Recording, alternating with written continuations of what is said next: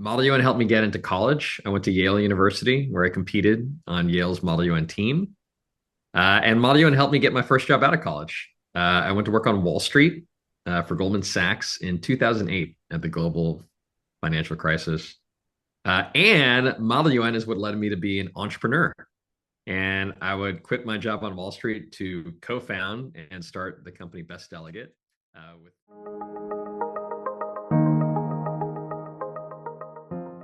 Welcome to MUN Deep Dive. This is episode 6.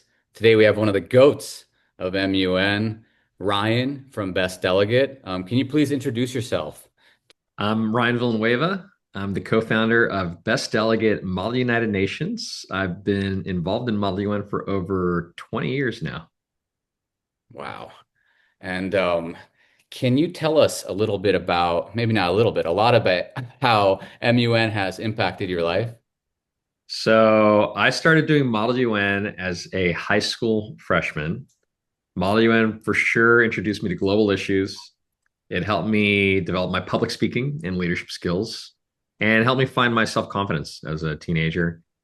Model UN helped me get into college. I went to Yale University where I competed on Yale's Model UN team. And Model UN helped me get my first job out of college. I went to work on Wall Street for Goldman Sachs in 2008 at the global financial crisis. And Model UN is what led me to be an entrepreneur. And I would quit my job on Wall Street to co-found and start the company Best Delegate with my business partner, Kevin Felix Chan. And yeah, we've been running that business for the last 15 years. So I would say Model UN has shaped every stage of my life. So I want to jump back to what you said earlier. I mean, a few things, but the first was you said it helped you get into Yale. How did MUN help you get into Yale University? So I did Model UN all through high school. It was co-curricular honors history / MUN every single year of high school. Went to a lot of conferences, won awards, Best Delegate awards. I organized my high school's MUN conference. And of course, I wrote about all of that on my college application. But I think what really did it was my personal essay, where I wrote about my greatest challenge as a high school teenager, which was puberty. And I Yeah. wrote about how I loved to sing, Mhm. but my voice changed, and I found that like I couldn't sing quite as well as I thought I could, and it really actually hurt my confidence. But I found that if I couldn't do choir and like singing, I could do speech. I could do Model UN. And I wrote about that in my personal essay. And I wrote about how if I couldn't inspire others through song, I could lead them through speech.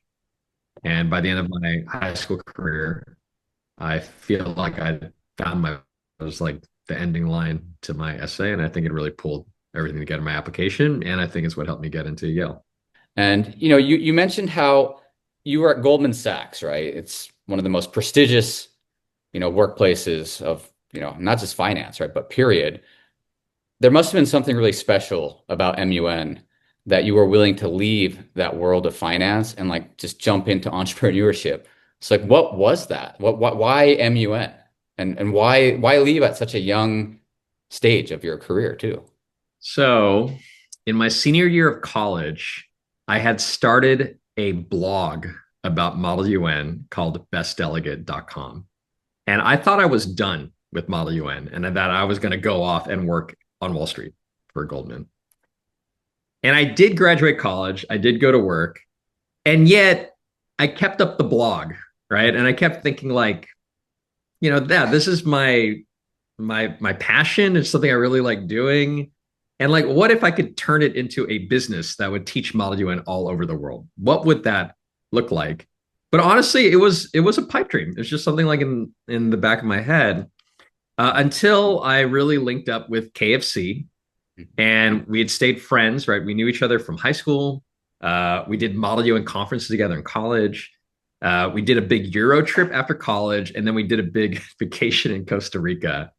And throughout all of those kind of trips and experiences, we were like, yeah, what would it take to actually create this Model UN company?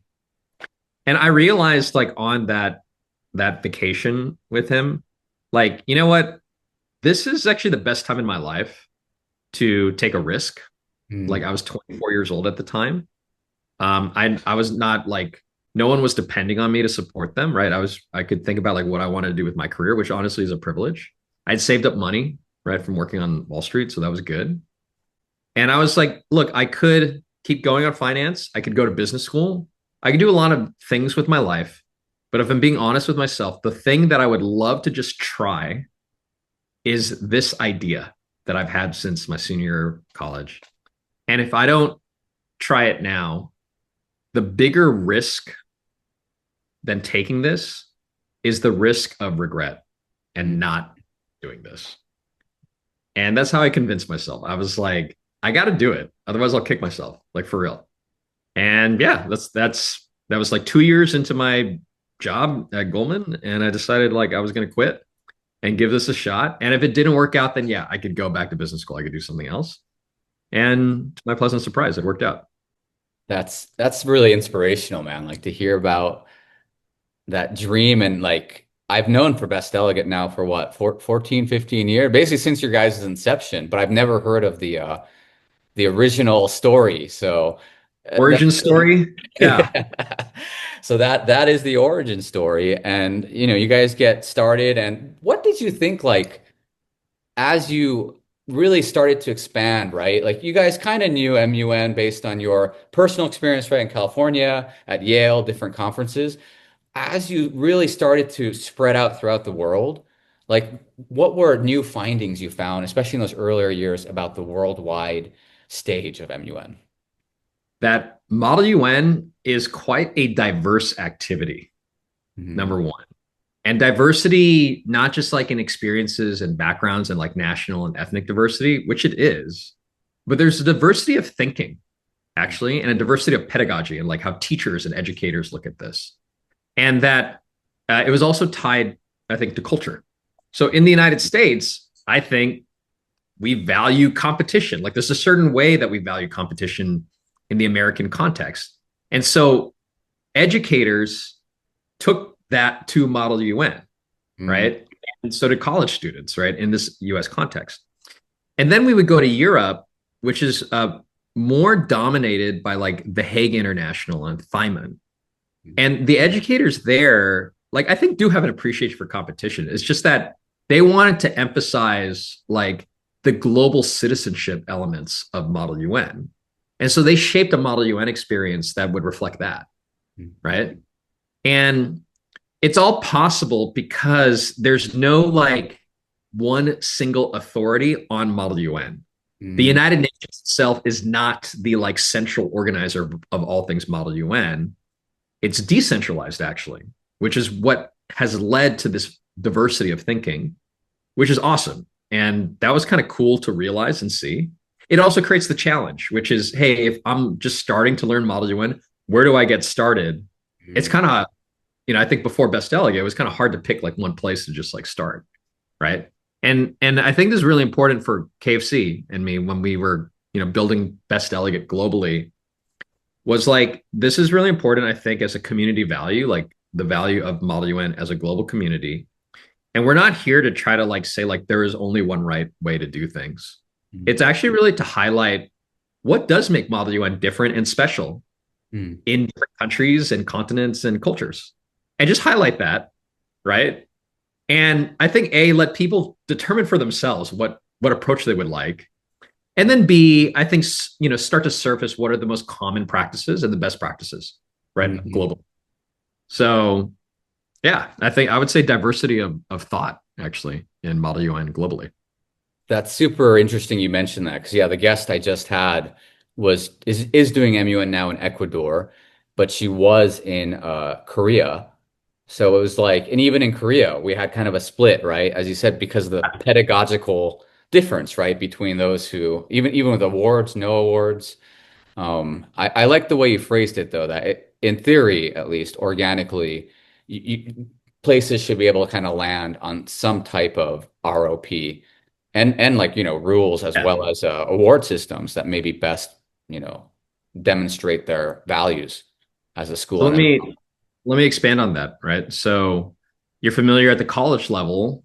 there's crisis model UN, Mm. in which the college students simulate, the White House or the Kremlin, or like, historical crises like the Cuban Missile Crisis, right? So they're not even simulating the United Nations anymore, but they still call it model UN, right? That's like its own thing.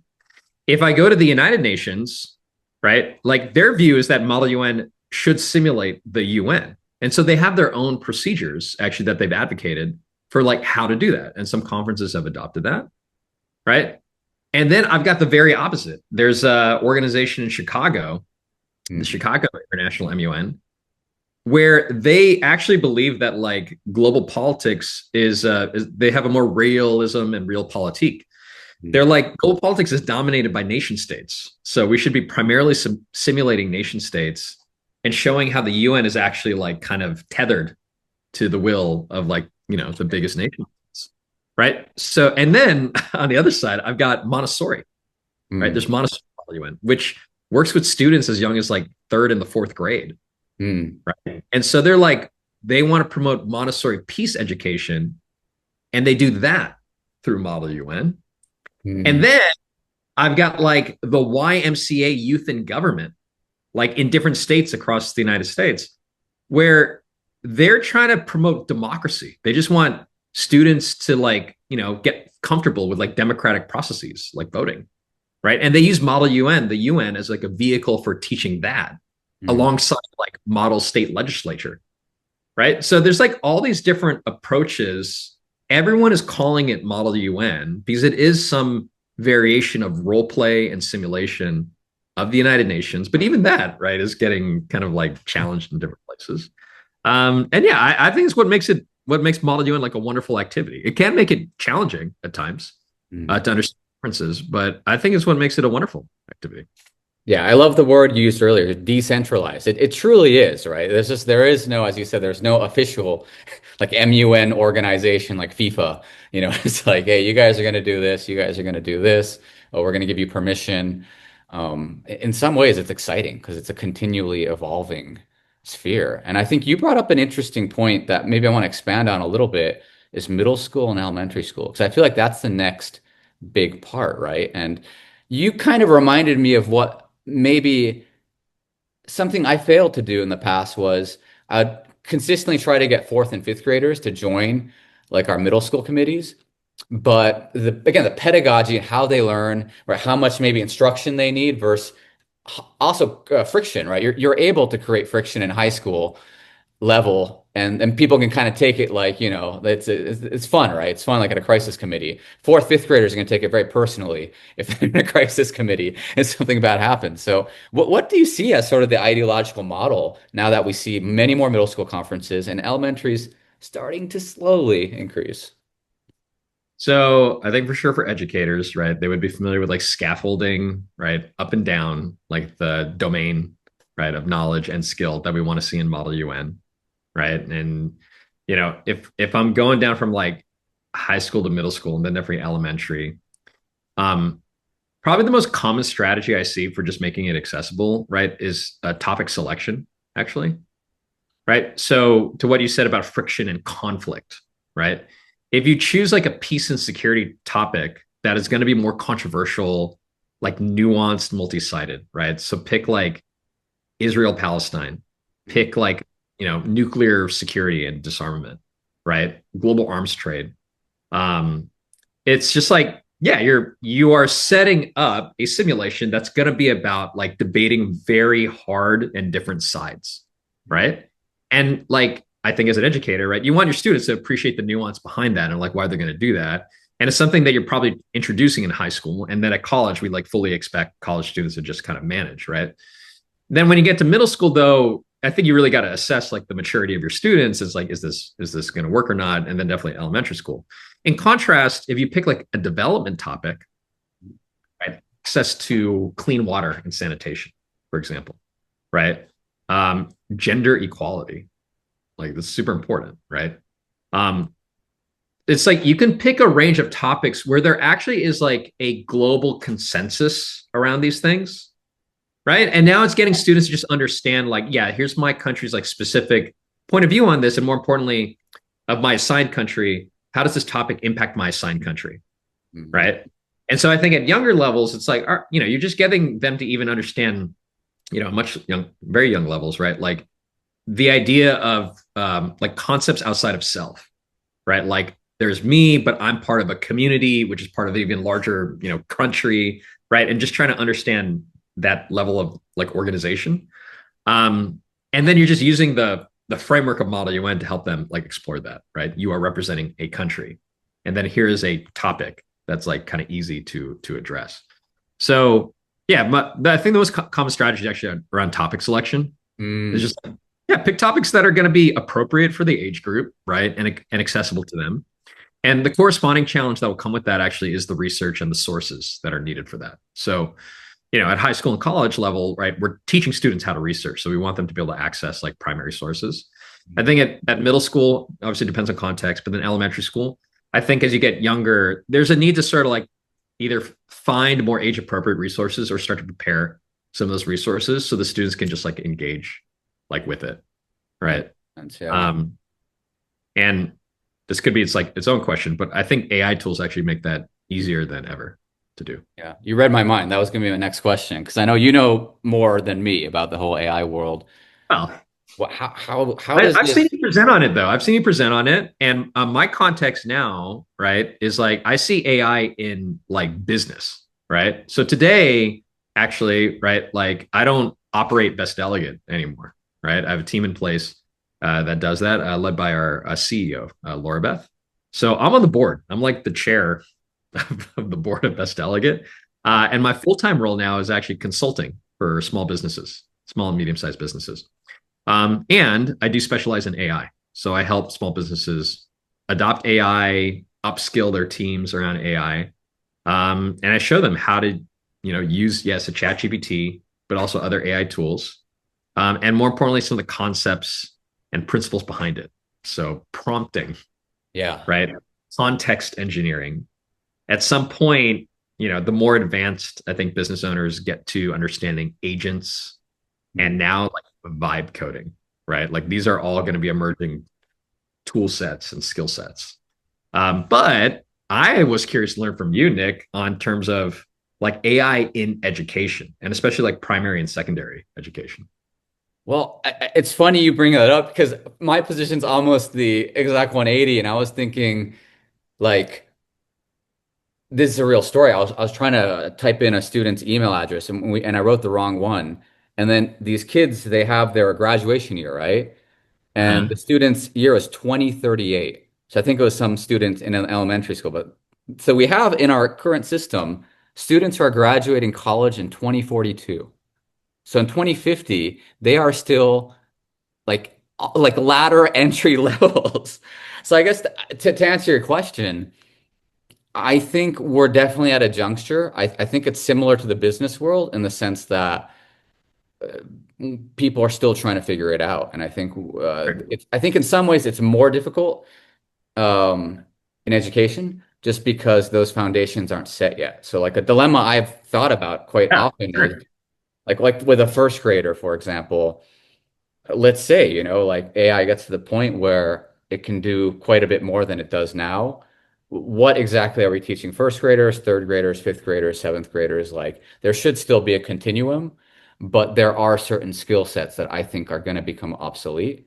And then the question is, are those skill sets still worth learning just because they're kind of like everyone, before the age of, born before 2000 have those skills? So when I say those skills, I'm talking about just, being able to, let's say, skim text and summarize it or something like, All that's right. something Okay. very much AI can do well, but, a third grader can't do it, fifth grader can't do it. And at least with the current structure, we do still have them learning that. And I'm not saying we should stop that, but I am saying we need to start asking questions for this kid who's going to be in 2050, still like a 29-year-old, All employee. right. How do you prepare them? Okay. I have a view, but I, invite challenge, right? Because yeah, I'm not in K-12 education space anymore, right? Because I feel like I'm totally hearing you, and let's just focus on like primary ages, right? So it's like, yeah, they're still building up these like skill sets, right? Um, and the way I'm trying to think of it, principle I'm applying, I'm like, yeah, okay, prompting. Yes, like, do you want a third grader prompting the AI to summarize a book that they should have read, right? Are there ways to, still check for understanding that they actually read, whatever book you're assigning? Like, surely. Writing, right? Can they still write about it live, right? Without the use of computers. So, okay, we can still check for that. But I'm like, here's the AI literacy skill that I think needs to be introduced, right? In my head, like, this is what I teach business owners. I'm like, prompting is a form of questioning. I was like, Tony Robbins has this great quote: the quality of your life is determined by the quality of your questions. And I'm like, I think that's actually super true with AI. And I find that when I prompt the AI, I'm like asking a question to the AI, but it's asking a question to me back, right? It's like Socratic dialogue that's going on with the AI. And it's challenging me to ask like better and better questions. That's how I feel.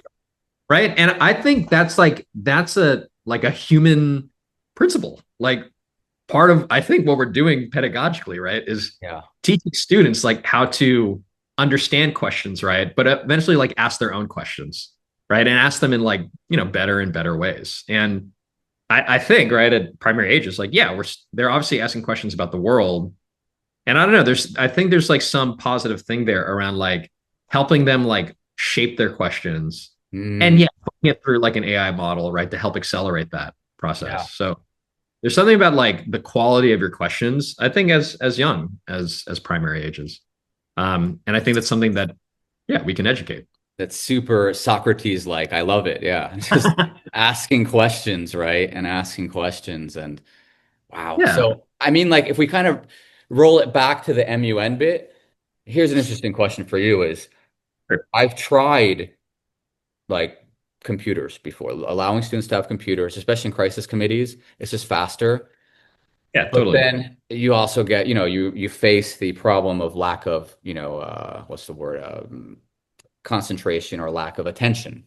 So what do you foresee kind of the future of MUN committees in this kind of new world we live in where AI is integrated, right? In our research, integrated in so many things that are, in education. All right, so this is like, again, me trying to keep testing like first principles. Like, you could have asked me this question 5 years ago, and I think I still would answer it the same way, which is like, one, as the MUN conference or educator, like, what are we trying to teach? Like, what are the learning objectives here?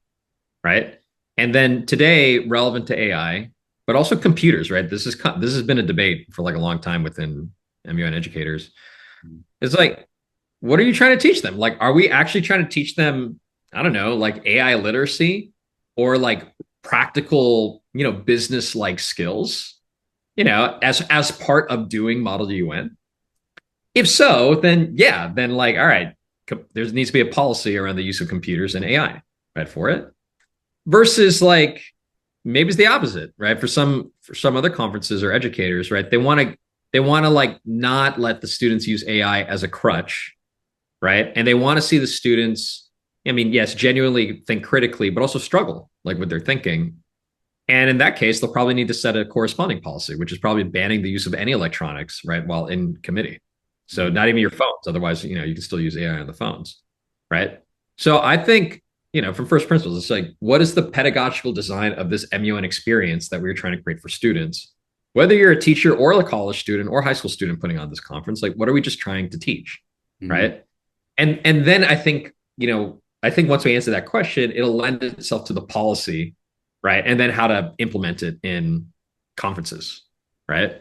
And again, I'm like, I don't know, if I were part of an MUN conference where it's like, I actually want students to like go into this committee, as if they are like diplomats entering this space.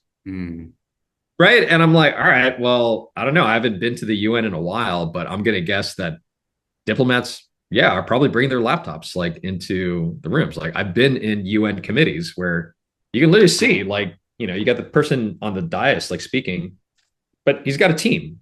And they got their laptops open, right? We would, I would watch UN committees where at the time, right, they're negotiating resolutions in Google Docs, and you can see the collaboration like on the screen, right, on like a projector screen. Yeah. right? Everybody can kind of see it literally happening live, right? And a thing I'd be curious about today is, I don't know, are they using Google Gemini when they write these resolutions now, Mm. right? Is it suggesting the language that they should be? Do they have AI note takers in the committee room, right? In the informal informals? And can the AI note taker just listen to the conversation that's happening and propose, the compromise, right? The right language that everybody should agree to, Well, based on its right. yeah, I mean, as you would say, you're asking the right questions. And I actually have not been to a big MUN conference now for about a year and a half. So I haven't seen, yeah, exactly what's happening at the live stage. But I think you're totally right that I mean Gemini is there, right? It's Every kid's already got there. If you're in Google ChatGPT. Docs, it's already Yeah. there, right? But I mean, keep pushing it further, right? It's like, all right, maybe you're concerned that the students will just use AI to write the whole resolution. Maybe, right? They could do that, right? I'm also like, but there's also a flip side. Use AI to challenge the resolution, Mm. right? AI, students can use the AI to help them think critically about the resolution and where to like poke holes. And actually, can we, use technology and AI to get to a deeper and better place than we otherwise would have, right? And let the students like play with that and like take it to its logical, I think, extension. If you want to value like AI literacy, tech literacy, right, and like real world application of these skills, right? It's like you can take it that far. Correspondingly, if you don't want to teach, if you don't want that to be part of your pedagogy, then yeah, have them all write it by hand, right? That's how we used to do it, write on poster, like Mhm. stick it notes. That's how we used to do it. So it just depends what you're trying to teach.